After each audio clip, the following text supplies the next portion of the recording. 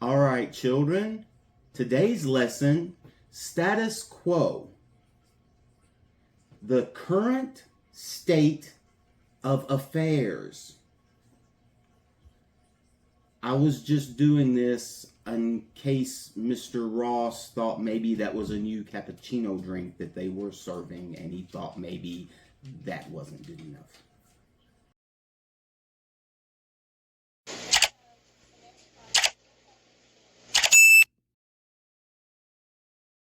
What's going on, Finns fans? And today we still have Greer and McDaniel as our GM and head coach.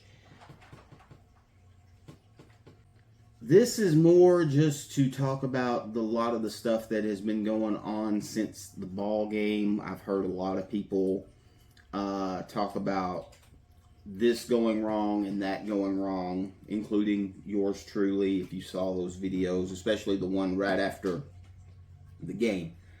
But some things came out that I wanted to talk about that was a little concerning. Probably my biggest issue that Mike McDaniel has said since the debacle that was the Carolina Panthers was when he was asked why they went away from Darren Waller, who absolutely blew up the Carolina Panthers. You know, that the Panthers defense, their linebacking group is not great. And we have a 6'6" weapon. Now, I get that he's on a snap count, but when something's working, you stay with it. And his excuse, I'm going to get this right, it was a choice. Nothing was wrong. Apparently, he wanted to make sure the Panthers were not expecting Darren Waller. So because he thought they were expecting those plays, we're not going to run those.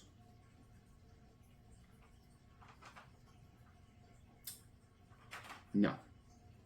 If you have something that is working, you stay with it until it doesn't work. Then you try to make adjustments.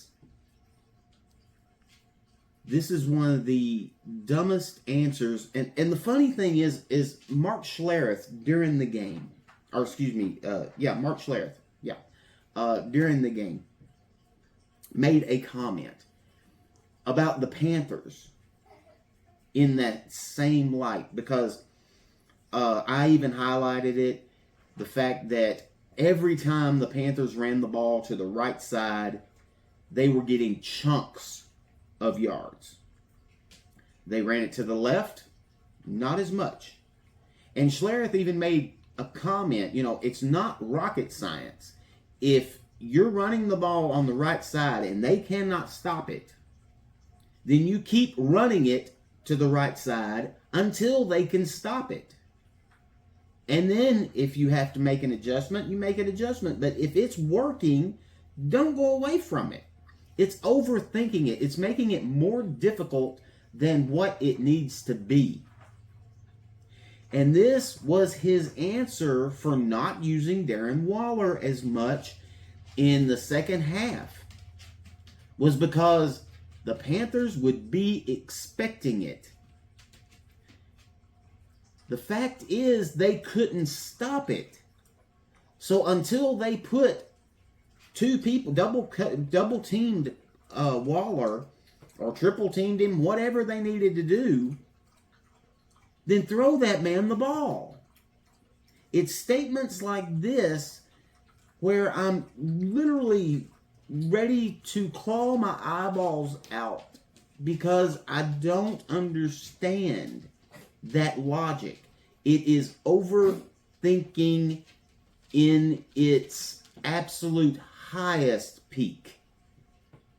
So that was McDaniel's excuse for not using Darren Waller more during this game because they would be expecting it. So we wanted to run stretch plays for nothing. Brilliant. Absolutely brilliant. Another quote by McDaniel that has really rubbed me the wrong way is preparation and execution were key reasons why we lost today. We thought we were prepared. Clearly, we weren't. This is your job to prepare the team.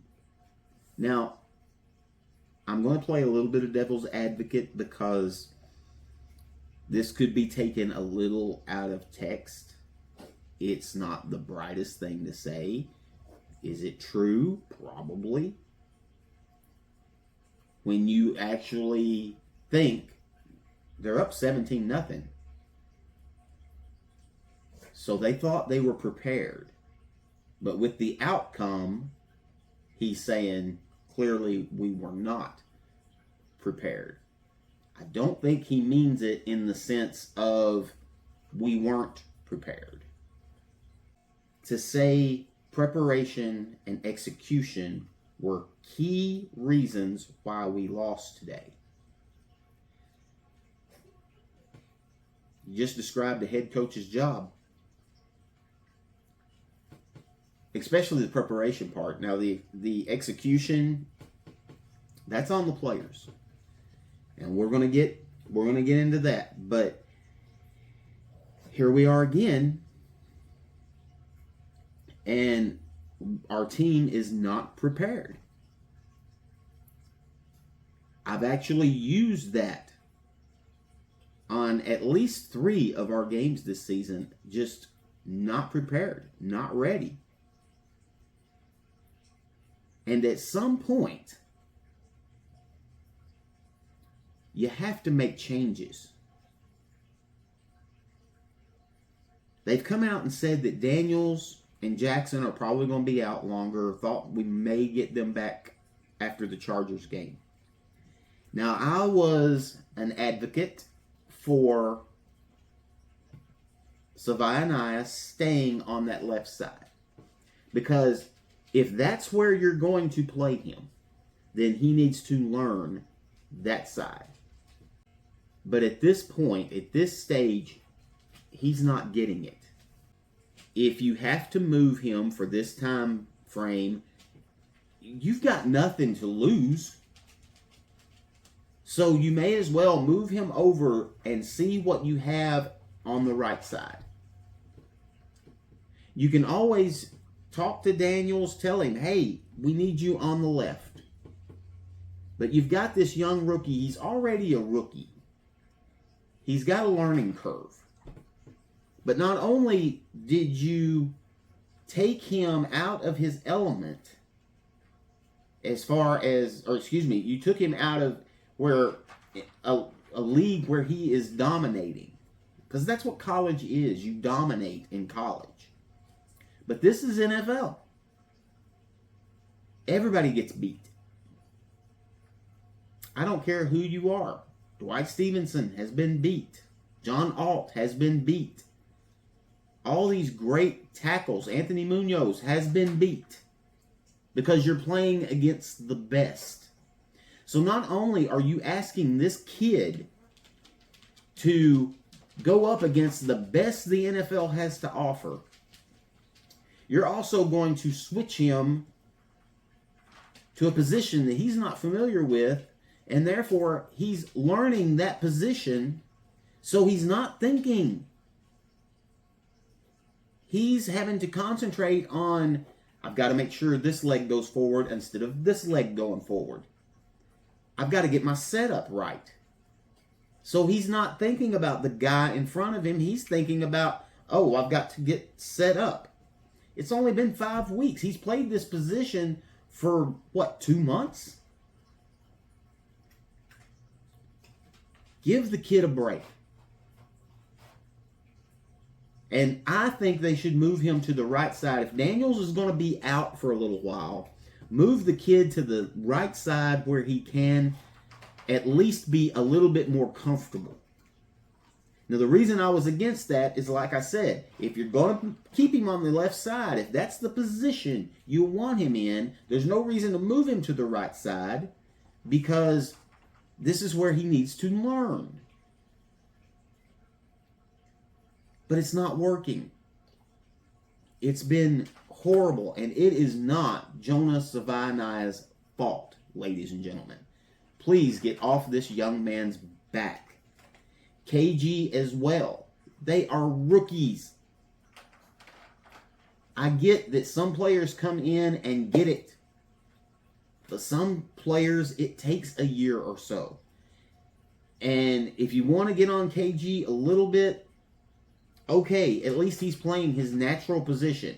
But Jonah Savaiina is literally gotten put on a life raft by himself and told to learn to play this.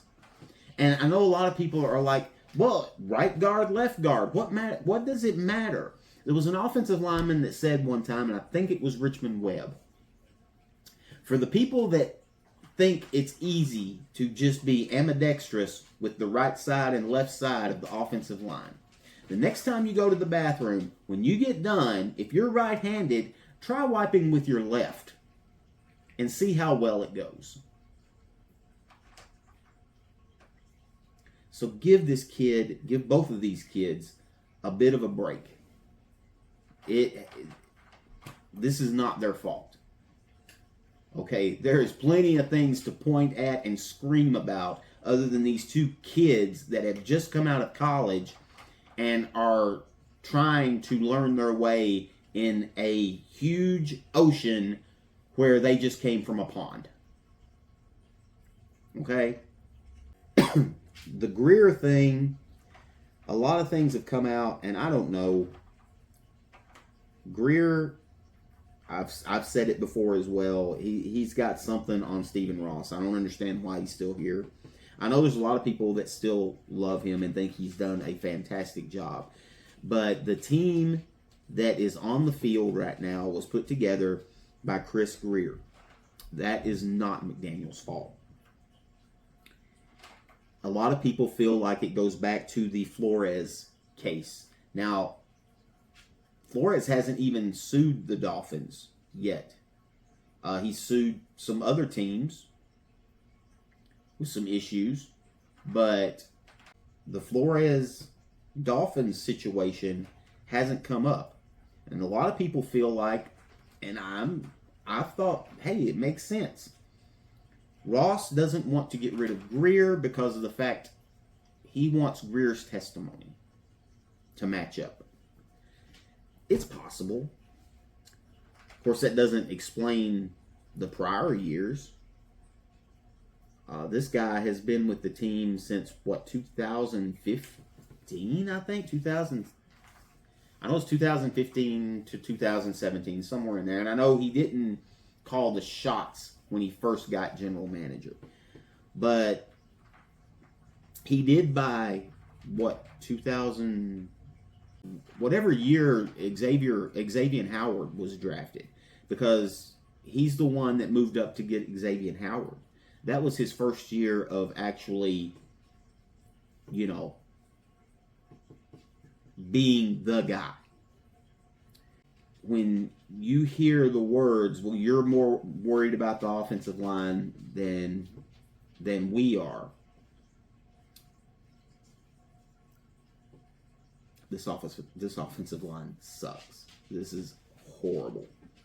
And when you got the job, you even said you have to start in the trenches.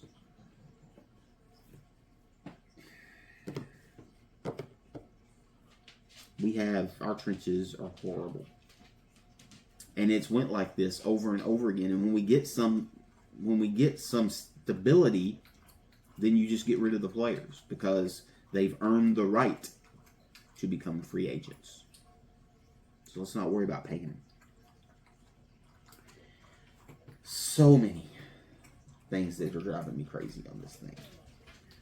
And then, of course, the big quote of it cannot continue to go on like this, and it's already gone on too long. Well, no, duh. These are all things that should have been fixed in training camp. Yet here we are. And I don't have an answer for you guys. Now, I've also seen some people come. Well, I seen one guy came after Brewer. Didn't understand that one at all. Brewer's like the only offensive lineman we have that is playing well. He did have an extremely bad play against the Panthers, but he's a top 5 center in the league. Rating him out, I don't know about that one. And then the other thing I'm going to talk about before I go, and you guys, like I said, just comment. Let me know how you guys feel about these topics. Do I think McDaniel and Greer need to go? Absolutely. I don't know where we go. That's the issue I have. The other thing that's been brought up is the 4th down, and I believe it was it was either 4th and 18 or 4th and 16 at the end of the game. And a lot of people are upset that we didn't go for it on 4th down. I'm not one of those people. Now, would I have been upset if we would have went for it? No, I get it regardless. But I'm not putting that 4th down. We lost this game way before then. When you give up 230-something yards on the ground, that has nothing. You can't pull it down to one play. There's many plays to fuss about. But I just keep hearing about the 4th down. And I just want to explain one thing real quick. Because we had 3 timeouts, they were already talking about maybe they're going to go for it. I did not want to. I get it. And this is everybody's point. Well, they were doing whatever they wanted against us. They were going to run it down our throats. Our defense wasn't going to stop them. It's a different mentality at that point. All you're thinking about is hanging on to the ball to win this ball game. You see it all the time. And we still had 3 timeouts. Now, if we would have had 2 timeouts, I would have been very upset if we punted the ball. But we had, and hats off, we actually had all 3 of our timeouts at the end of the game. That's a win. That don't happen very often in Miami. But we had all 3 timeouts. And also, if we go for it, we were 5 of 15? I've got that actually here. 5 of 13. We were 5 of 13 on 3rd down. So everybody's wanting to tell me that, and several of these were 10 yards and under. We got 5 of them. We couldn't convert on 3rd and 3, 3rd and 6. Several 3rd and 8s, 7s, 10s. But you think we should go for it on 4th and, again, wish I could remember, 16, 18 yards, whatever it was. It didn't make sense as long as we had those 3 timeouts, because it is a different mentality for the Panthers. They're not concerning themselves with anything other than hanging on to the ball, and we know they're running. Now, did they pass on 3rd down? Absolutely, and I was surprised about that. But it worked. It worked. And people seem to be forgetting that if it wasn't for the PI. And the bad thing is, I don't even think that ball would have been completed. And we would have gotten the ball back with about 40 seconds left and at least 1 timeout. It at least gave us a shot, and we only needed a field goal. The other thing, you still got your 3 timeouts, but if you go for it on 4th down, they're almost insured a long field goal that is going to make you now, even if you get those 3 stops, now you got to have a touchdown. Dolphins aren't moving the ball any better than they're stopping them from moving the ball. At what point do you have that much confidence in your offense to get that fourth down or get us downfield for a game-winning touchdown? I don't understand that. So, like I said, we stopped them, timeout. They ran the ball, timeout. And on third down, ballsy move on the Panthers, they decide to throw the ball. I agree with that call. I think that's the chance you're putting the game away, because it was like 3rd and 5. And it was incomplete. And if not for the PI, we get the ball back with around 40 seconds and a timeout. That gave us our best opportunity to win. Unfortunately, we got the PI. And deservedly. I'm not sitting here saying it wasn't PI. It was absolutely pass interference.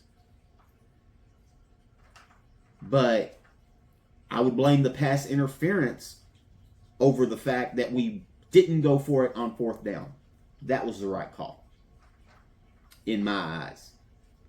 I just wanted to talk about a few things that everybody else was talking about. Yes, McDaniel needs to go. Greer needs to go. I don't know who you get to replace them.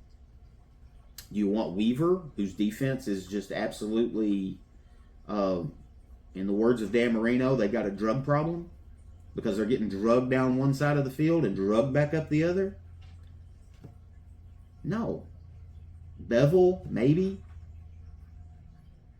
Bring him in as a head coach. Maybe do something like Indianapolis did that year when they got Jeff Saturday to coach the team for the rest of the season. Everybody was losing their mind. And I think won his first coaching spot. But I don't know who's out there. And I feel you. Anybody's better than what we have right now, at least at this point. But like I said, it's got to be burnt down, and I do understand that. But I don't know who's out there. I know there is talk that the Ravens are kind of down on John Harbaugh, and I would love to have John Harbaugh. But as far as other guys to bring in, I have no idea. I would love to have Mike Vrabel, but that's not happening, and they're ahead of schedule. I even said that earlier in the season. It was like I thought they would struggle a little bit more in the first part of the season. They are ahead of schedule, and New England is fixing to be a powerhouse in this division again because of Mike Vrabel, who I love as a head coach. But leave your comments. Hopefully, I think we're set up for huge disappointment for this season. Although for the people that want us to lose, to get a higher draft pick, which to me is a joke because it just depends on what you're going to do with that high draft pick, and there is no absolutes in the draft. You guys should be rooting for Mike McDaniel to stay on. Because if we're going to lose, it's going to be because Mike McDaniel has stayed on as the head coach for the remainder of the year. So you guys need to be happy that he's still there. For the rest of us that is just so sick of the whole thing, I think we're in for a long year. I think McDaniel will be here. There just doesn't seem to be any signs of him or Greer going anywhere. Now, end of the year, it may be a different thing. But here we are, ladies and gentlemen. I will see you guys soon with my preview video for the Chargers game coming up. Dolphins will be back at home for that game. We'll look at the preview and break it down. Chargers, they haven't played as well the last couple of games. They've lost some players. We'll try to be as positive as we can going forward. Guys, make good decisions, and Finn's future.